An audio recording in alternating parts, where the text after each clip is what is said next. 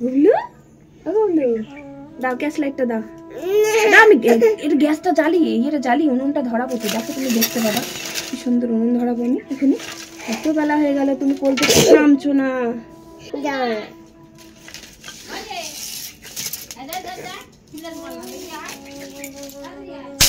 আচ্ছা good morning বলে দাও তো, বলো গুড মর্নিং। গুড মর্নিং বলে দাও সবাইকে, সবাইকে গুড মর্নিং বলে দাও। আজকে আমার গুবলু কোল থেকে নামছে না গো, ওর বাবা চলে গেল স্কুলে, বাবুকে দিতে, দাদা ভাইকে দিতে।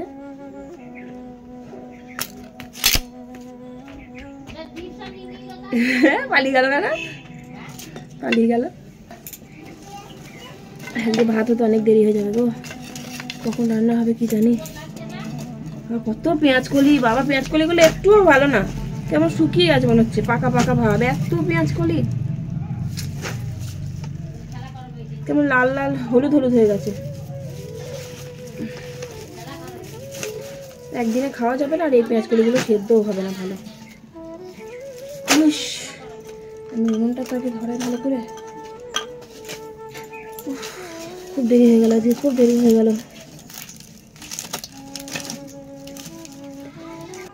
আর পালং শাকগুলো শীষবালা নরমই আছে, পালং শাকের চচ্চড়ি করতে হবে।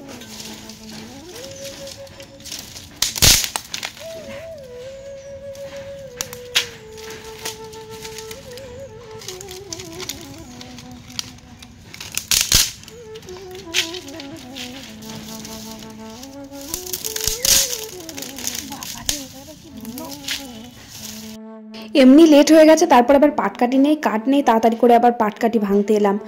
আজকে আবার মায়ের এখনো চান করাও হয়নি, তা না হলে ভাতটা আমি হাঁড়িটা বসিয়ে দিয়ে যাই, মা আবার চালগুলো ধুয়ে দেয়, মা দেখে, তারপর আমি আবার উপরে যাই, গুবলুকে খাওয়াই, তারপর আবার নিচে আসি। তো আমি পাটকাঠি আর কাঠ নিয়ে গিয়ে মাকে দিলাম। তার মধ্যে মা এই যে রান্নাঘরে চলেও এসেছে, তাড়াতাড়ি করে কাপড় কেচে। মা এখনো চান করেনি, মা একটু বেলাতে চান করবে বললো আজকে। বাবা এই হলো আমাদের গোদাম ঘর, এখানে সব ধানের বস্তা আছে এগুলো। আর এই ঘরেই আমরা থাকতাম, কিন্তু এই নিচের ঘরটায়, এই ঘরটা এখন গোদাম ঘর হয়ে গেছে। এটা হচ্ছে লাল স্বর্ণ ধান, আর এটা হচ্ছে মিনিকেট। এ কটা লাল স্বর্ণ এক গাদা আছে, সব মোটা মোটা চাল, এটা সরু চাল। আর এগুলো চাল না, এগুলো ধান। এটা লাল স্বর্ণ ধান, আর এটা হচ্ছে মিনিকেট ধান। আর এই হচ্ছে চালের বস্তা, এটা মোটা চাল, এটা সরু চাল। আমরা উপরের ঘরে যাওয়ার পর তো এই নিচের ঘরটা তো ফাঁকাই থাকে, তার জন্য এই ঘরে সমস্ত চালের বস্তা, ধানের বস্তা সব রাখা হয়। তা না হলে আগে খুব অসুবিধা হতো ঘরের জন্য, ধানের বস্তা চালের বস্তা রাখতে পারতাম না, মানে রাখা যেত না। ওই সিঁড়ির নিচে যে খোপ মতন থাকে না, ওখানে রাখা হতো। কিন্তু ইঁদুরের উৎপাত প্রচুর, ওই সিঁড়ির নিচে এত ধান নষ্ট করতো, ধান খেয়ে নিত, তারপরে বিড়াল ঢুকে মানে নষ্ট করে দিত ধান। তার জন্য এই ঘরের মধ্যে ধান, পাট, তারপরে চালের বস্তা, বেশ ভালো হয়েছে এই ঘরের মধ্যে সমস্ত কিছু রাখা হয়, তো খুব অসুবিধা হতো। আবার উপরের ঘর যখন কমপ্লিট ছিল না, তখন আবার উপরের ঘরে পাটগুলো রাখা হতো।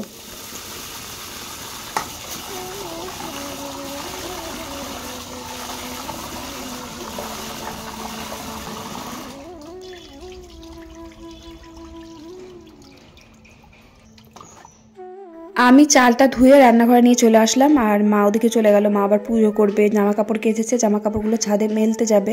তো আমি চালটা ধুয়ে দেবো, তারপর আনাজপাতি সব কেটে নেবো। ওই যে পেঁয়াজ কলি, তারপরে পালং শাক, দুটোই পাঠিয়ে দিয়েছে। পেঁয়াজ কলিটা খুব একটা ভালো না, পেঁয়াজ কলিটা কেমন একটা মানে হলুদ হয়ে গেছে, পাকা, মানে আজকের না, টাটকা না, মানে বাসি মনে হচ্ছে। তো যাই হোক, পেঁয়াজ কলিগুলো ভাজা করতে হবে, আর ওই পালং শাকের চচ্চড়ি করবো। ঘুম থেকে আজকে তাড়াতাড়ি উঠেছি, কিন্তু কি বলতো, এবার কাজ সারতে সারতে তারপরে গুবলুকে খাওয়াতে খাওয়াতে না অনেকটা দেরি হয়ে যায়। কি দেরি করে খেতে, ফোনে কার্টুন দেখে, তারপরে কার্টুন দেখতে দেখতে একটু একটু করে খাবে, মানে কত রকমের গল্প বলে ভুলিয়ে ভালিয়ে খাওয়াতে হয়। কার্টুন দেখা কালীনও আমাকে বকবক করতে হয়, তারপর একটু এক ঢোক করে দুধ খাবে। তাহলে ও খেতে এত লেট করে বলে বোঝাতে পারবো না। এই যে জল খাবারের ভাতটাও খুব দেরি করে। ওর বাবা ওই যে বড় ছেলেকে স্কুলে ওই রাস্তায় দিয়ে আসে, তো বাইকটা বাইরে থাকে, বাইকের ওপর বসে বসে ভুলিয়ে ভালিয়ে কিভাবে যে খাওয়ায় তার ঠিক নেই। ওকে খাওয়াতে খাওয়াতে আমার একটা দুটো তরকারি হয়ে যাবে, কিন্তু কি করব, ওকে তো খাওয়াতে হবে টাইম করে। সে যতই দেরি হোক, এবার ওকে তো পেট ভরে খাওয়াতে হবে। আমি ওই 10:30-10টার দিকে ওকে খাওয়াই জলখাবারে, কারণ এখন কদিন কি হচ্ছে, এখন ঘুম থেকে উঠতে দেরি হয়ে যাচ্ছে, কাজের দেরি হয়ে যাচ্ছে। গুবলু সোনাকে 9:30টার সময় দুধ খাওয়াচ্ছে, মানে ও তো ঘুমায়, ওঠে না। আগে তাড়াতাড়ি উঠে পড়তো, তাড়াতাড়ি খাইয়ে দিতাম, এখন দেরি করে ঘুম থেকে উঠছে, দেরি করে খাওয়াচ্ছি। 9:30টার সময় দুধ খায়, তাই জন্য ওকে 10:30টার সময় ভাত খাওয়ায়, দুটো বিস্কুট খায়, দুধ খায়। তো যাই হোক, তারপরে এই যে দেখো পালং শাকটা কেটে নিয়েছি, ওদিকে আমার ভাত হয়ে গেছে। নতুন চালের ভাত, একবারে ভাত 2 ফুট দিলেই ভাত হয়ে যায়। লাল সন্না চাল, মোটা মোটা চাল। এই চালের ভাতটা কি বলতো, একটু মোটা ঠিকই, কিন্তু খেতে খুব ভালো, মিষ্টি। কিন্তু সরু চালের ভাত তো সরু চালের মতন স্বাদ থাকে, খেতেও ভালো লাগে, সবাই পছন্দও করে সরু চালের ভাত। কিন্তু মোটা মোটা চাল আবার আমার বড় পছন্দ করে না, আর আমাদের বাড়িতে আমিও পছন্দ করি না, আমার বড় ছেলেও পছন্দ করে না। কিন্তু ঘরের ধানের চালের স্বাদই আলাদা, কেনা চালের থেকেও খুব মিষ্টি হয়, ভাত খেতে স্বাদ লাগে। গরম গরম চালের ভাতটা এটা খুব ভালো লাগে, মানে গরম গরম ঘি আলু সিদ্ধ দিয়ে এই মোটা চালের ভাতটা খুব ভালো লাগে। তো আজকেও বেগুন ভাজা করছি। বেগুন খেয়ে খেয়ে চুলকানি না আরম্ভ হয়ে যায় আমাদের, প্রত্যেক দিন বেগুন ভাজা। আমার এরকম লম্বা লম্বা বেগুন ভাজা খেতে খুব ভালো লাগে, তো তার জন্য আজকে লম্বা লম্বা বেগুন ভাজাই করলাম। চৌকো চৌকো করেছি কয়েকটা, আর লম্বা কয়েকটা করলাম, কারণ লম্বা লম্বা বেগুন ভাজতে গেলে ওই চৌকো যে ননস্টিকের কড়াইগুলো হয় না, ওতে করে সুবিধা হয়। কড়াইয়ের মধ্যে একটা দুটোর বেশি দেওয়া যায় না, খুব দেরি হয় যে ভাজতে, উল্টানো যায় না, তাই জন্য। তো কালো জিরে দিলে আবার তারপরে পোস্ত ছড়িয়ে দিলে আরও বেশ খেতে ভালো লাগে। তো যাই হোক, তারপরে যে পেঁয়াজ কলিটা বসিয়ে দিলাম, দিয়ে মাছ ভাজতে এলাম।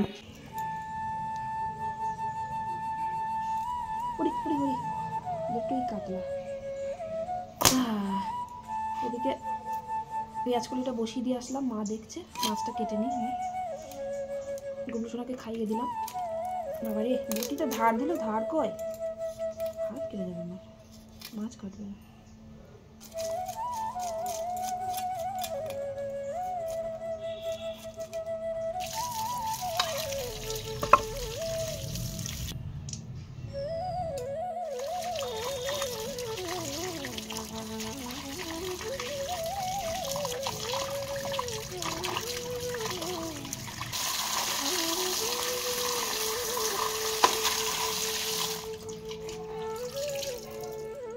আমার ওদিকে মাছ কাটতে কাটতে পেঁয়াজ কলিটা এদিকে ভাজাও হয়ে গেছে। আমার শাশুড়ি মা যে পেঁয়াজ কলিটা ভেজে নিয়েছে, আর পালং শাকের চচ্চড়িটা বসিয়ে দিয়েছে। বলতে এখনও মশলা দেওয়া হয়নি, মশলাটা আমি দিয়ে দেবো। এই যে একটু বাঁধাকপিও দিয়েছে, পালং শাকটা একটু কম ছিল, তার জন্য মা একটু বললো বাঁধাকপি দিয়ে দিই, ভালো লাগবে খেতে। একটু বাঁধাকপি পালং শাক চচ্চড়ির মধ্যে অল্প একটু দিলে বেশ ভালো লাগে খেতে। সিম, বেগুন, বাঁধাকপি, মূলো তো এ মাসে খেতে নেই, মূলো দিলে আরও ভালো লাগতো। মটরশুঁটি সব রকম দিয়ে, আবার একটু গাজর পালং শাকের মধ্যে একটু দিলে ভালো লাগে। গাজরটা শেষ হয়ে গেছে, গাজরটা থাকলে আমরা পালং শাকের মধ্যে দিই, ভালো লাগে খেতে। তারপর আমার শ্বশুরমশাই তো গাজরটা খায়, তার জন্য আরও দিই সব তরকারির মধ্যে। বাবার তো একটা আলাদা তরকারি হয়, যেদিন একটু ডাল টাল করি না সবজি টবজি দিয়ে, সেদিনকে আবার বাবার তরকারি করা হয় না। যেদিন আবার মানে একটা তরকারি রোজ রোজ খেতে ভালো লাগে বলো তো? ওই প্রত্যেক দিন সব রকমের সবজি দিয়ে আঝালা ঝোল, প্রত্যেক দিন 2 বেলা করে খেতে পারে মানুষটা। তার জন্য মাঝে মাঝে একটু লাউ দিয়ে ডাল, তারপর একটু চাপ চাপ করে মুসুর ডাল করি, তারপরে সব রকম সবজি দিয়ে একটু ডাল করি, দিয়ে সেই দিনকে আবার তরকারি করি না বাবার, সেই ডালটা দিয়ে ভাত খেতে পারে। পালং শাকের চচ্চড়ি যেদিন হয়, পালং শাক, বাঁধাকপি, এগুলো না খেতে খুব ভালোবাসে। তোমরা বলো তো যে রোজ রোজ বাঁধাকপি করো কেন, খেতে ভালো লাগে? কি করবো বলো তো, বাড়িতে বাবা অন্য কোনো তরকারি খেতে পারে না, কোনো ঝাল রিচ মশলা সেগুলো তো বাবা খেতে পারে না। বাবা শুধু পালং শাক আর বাঁধাকপিটা দিয়ে খেতে পারে। বাবা অসুস্থ, ধরো সব রকমের খাবার কিন্তু বাবাকে তো দেওয়া যাবে না, তার জন্য বাবা ওই পালং শাকটা আর বাঁধাকপিটা রোজ রোজই আমি করি। বাবা তো বলে বাঁধাকপি আমাকে রোজ দিলে রোজই খাবো, এত ভালোবাসে বাবা খেতে। পালং শাকের চচ্চড়িটা নামিয়ে দিলাম। আর এই যে ছোট্ট ছোট্ট চারাপোনা মাছ দেখছো, এটা জেঠু নিয়ে এসেছে বাজার থেকে, বাড়ি আসার সময়। বাজার থেকে যখন বাড়ি আসে তখন মাছ হোক কোনো সবজি হোক সব কিছুই নিয়ে আসে জেঠু। তো এই যে ছোট্ট ছোট্ট মাছ নিয়ে এসেছে আজকে, তাই মাছটা বাঁচতে তো সময় লাগবে। এই সময়টা না মানে প্রচুর কাজের চাপ থাকে, কারণ জলখাবার ভাত খাওয়া হয়ে যাওয়ার পর না আমি তো রান্না করি, রান্নায় ব্যস্ত থাকি। আর আমার শাশুড়ি মা ওই যে আমার শ্বশুরমশাইকে চান টান করায়, তেল মাখায়, তারপরে টুকটাক কাজ থাকে, জলখাবারের বাসনগুলো ধোয়, তাই মাছ বাঁচতে তো সময় লাগবে। মাকে বললাম যে ফ্রিজে রেখে দিতে, কিন্তু ফ্রিজে রেখে দিলে কি বলতো, ছোট ছোট মাছ তো কালকে আবার বরফের মতন শক্ত হয়ে যাবে, কালকে যেন আরও বেশি কষ্ট মাছ বাঁচতে। তখন আবার ওই আঁচগুলো আর ছাড়ানোই যাবে না, বেছে ফ্রিজের মধ্যে রেখে দাও, তাহলে কালকে চট করে মাছটা ধুয়ে রান্না করা যাবে, বরফটা গলে গেলে। আর যদি মাছ আঁচ না ছাড়িয়ে গোটা ফ্রিজের মধ্যে রাখা যায়, ব্যাস কালকে একদম পুরো চিপকে লেগে যাবে। আঁচ ছাড়াতেই সে একদম পেট গলে যায়, মাছগুলো কেমন নরম হয়ে যায় না, যতই ফ্রিজে রাখা হোক না কেন মাছ পরের দিনকে কেমন একটু নরম হয়ে যায়। তো তার জন্য মা বলে দেখি বাবাকে চান টান করাবো, তারপরে তারপরে মাছগুলো বাছবো। তো আবার ওদিকে আমি রান্না টান্না করে কুবলু সোনাকে চান করাবো, খাওয়াবো, আমারও সময় হবে না, দেরি হয়ে যাবে, কারণ অতগুলো মাছ বাছতে তো প্রায় আধা ঘন্টা 40 মিনিট তো লাগবেই। মাছ বেছে ছোটো ছোটো মাছ তো কাটতে সময় লাগে না, ছোটো ছোটো মাছ ধুতেই সময় লাগে, আঁশগুলো অত ছোটো ছোটো মাছের আঁশ তো, তাই জন্য।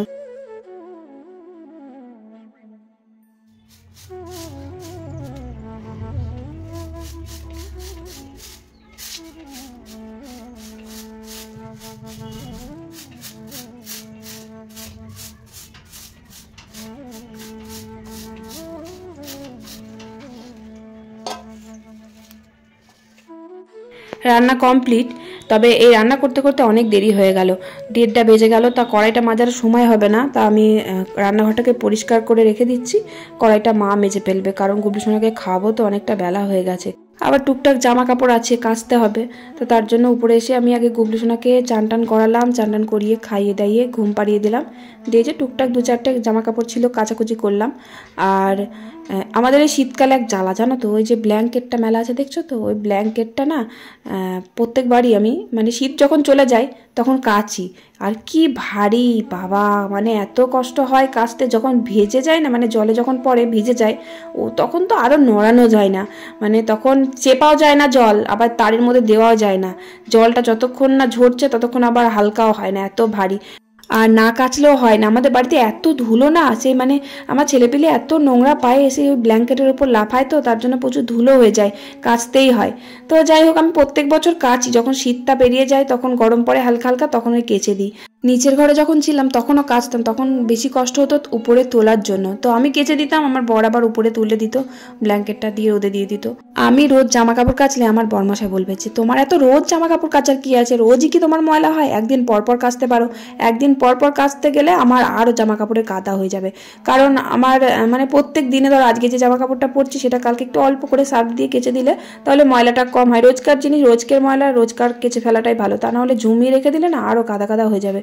তো হয় ওই যে কোথাও ঘুরতে গেলে সেটা সঙ্গে সঙ্গে কাচা হয় না, সেই মানে কতদিন পর যে কাচি তার ঠিক নেই, বা পুজো টুজো বেরিয়ে গেল জামা কাপড়গুলো সঙ্গে সঙ্গে কেচে ফেলি, সেটা আর কাচা হয় না। অনেকগুলো থেকে গেলে না আমার মাথায় কাজ করে না, ওই অল্প অল্প কেচে ফেলাই ভালো। আমার গুবলু সোনার যে জামা কাপড়গুলো পরে থাকে সেগুলো তো কেচে দিতেই হয়, ধুলো টুলো ঘাটে তো নোংরা হয়ে যায় একদম। সোয়েটার যেমন সাদা রঙের সোয়েটার আজকে পরে কালকে মানে সকালে পরে বিকেলের মধ্যে নোংরা করে ফেলে, তাহলে ওগুলো কেচে দিতে হয়, তা নাহলে পরের দিনকে আবার নোংরা হয়ে যাবে, পরতে পারবে না, কেমন লাগে, পরিষ্কার থাকবে না।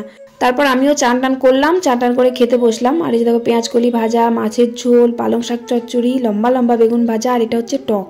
ওই যে কালকে বানিয়েছিলাম আলু বেগুন দিয়ে টক, ওই টকটা ছিল ফ্রিজের মধ্যে রেখে দিয়েছিলাম। টকটা বেশ বাসি খেতে ভীষণ ভালো লাগে, যে কোনো টক, মাছের টক, তারপরে এই আলু বেগুন দিয়ে মূলোর টকটা বাসি খেতে খুব ভালো লাগে। একটু বেশি করে করে রেখে দিই, দিয়ে বাসি খাই, আমার খুব ভালো লাগে, টেস্টি লাগে বিশাল।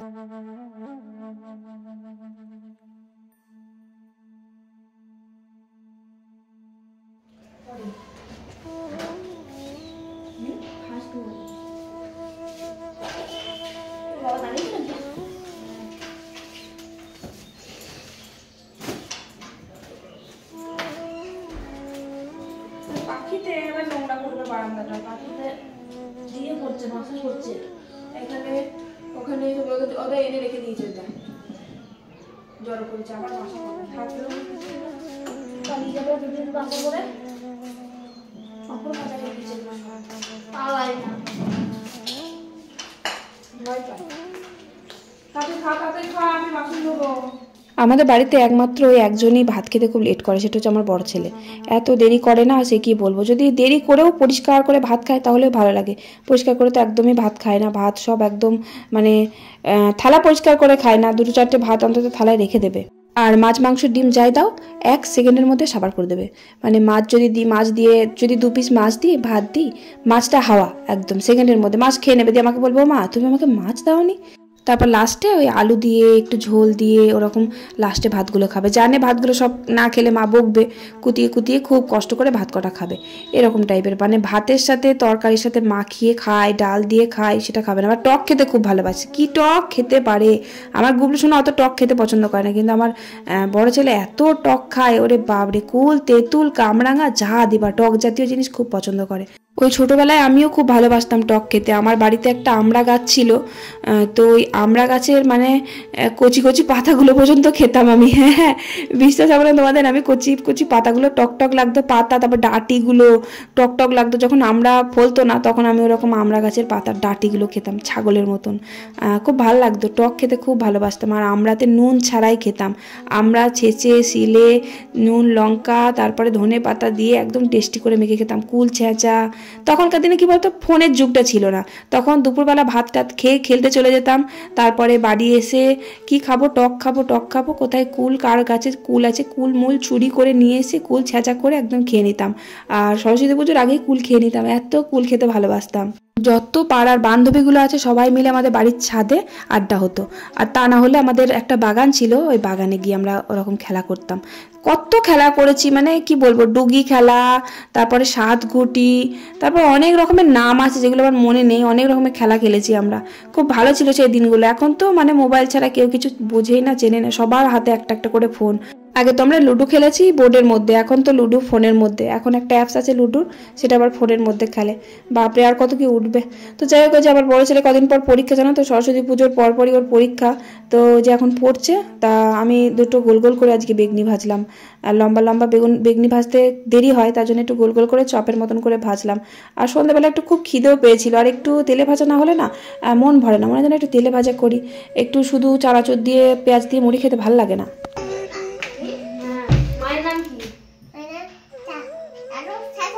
মায়ের নামও তারক সাধু খা। মায়ের নাম কি বলো? এই তো মনে আছে তাহলে। আর তোমার নাম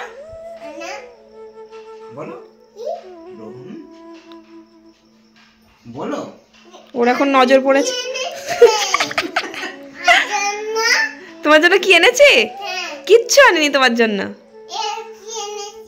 আমার জন্য তো। এ নাও, আসো, এ নাও, তুমি কোনটা খাবে? খাও খাও, নাও, হ্যাঁ নিয়ে নাও, হ্যাঁ নিয়ে নাও। ওই গরম লেগেছে।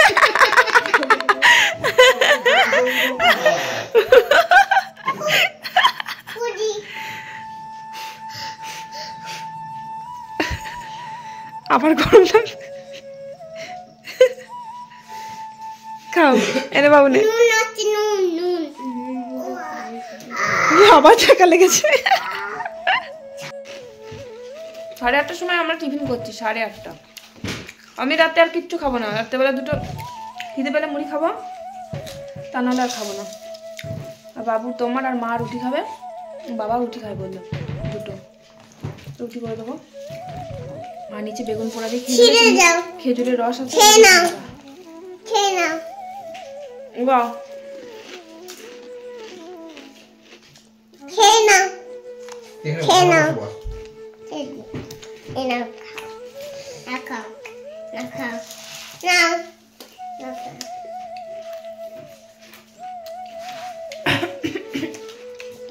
ভালো আছে লঙ্কাগুলো।